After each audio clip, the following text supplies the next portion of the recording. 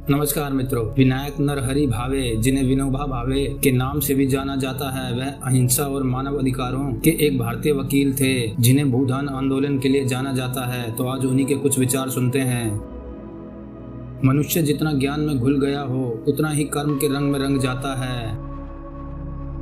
प्रेरणा कार्य आरंभ करने में सहायता करती है और आदत कार्य को जारी रखने में सहायता करती है। हिंदुस्तान की एकता के लिए हिंदी भाषा जितना काम देगी उससे बहुत अधिक काम देवनागरी लिपि दे सकती है। जब तक कष्ट सहने की तैयारी नहीं होती तब तक लाभ दिखाई नहीं देता। लाभ की इमारत कष्ट की धूप में ही बनती है। द्वेष को हम द्वेष से नहीं मिटा सकते, प्रेम की शक्ति ही उसे मिटा सकती है।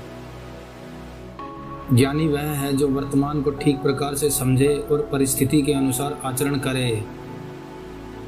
भगवान से डरने वालों को और किसी का क्या डर।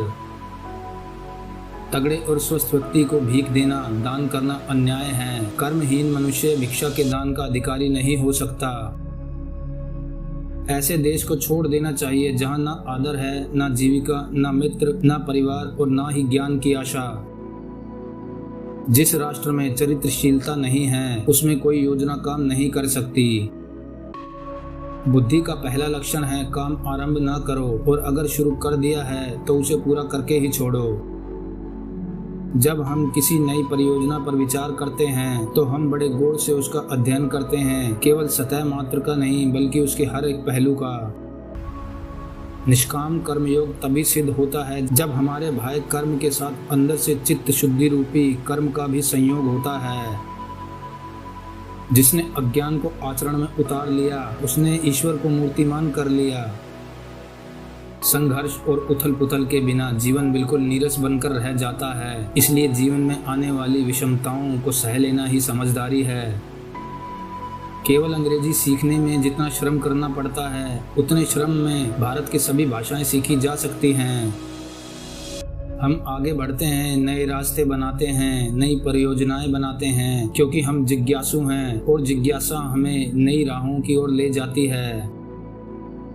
अनुशासन लक्ष्यों और उपलब्धि के बीच का सेतु है। यकीन मानिए ज्ञान की अपेक्षा अज्ञान ज्यादा आत्मविश्वास पैदा करता है। नई चीज सीखने की जिसने आशा छोड़ दी वह बूढ़ा है। जो सबकी प्रशंसा करता है वह किसी की प्रशंसा नहीं करता। प्रतिभा का अर्थ है बुद्धि में नई कौपले फूटते रहना। नई कल्पना, नया उत्साह, नई खोज और नई स्फूर्ति प्रतिभा के लक्षण हैं।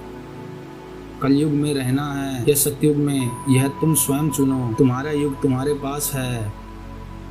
महान विचार ही कार्य में परिणित होकर महान कार्य बनते हैं।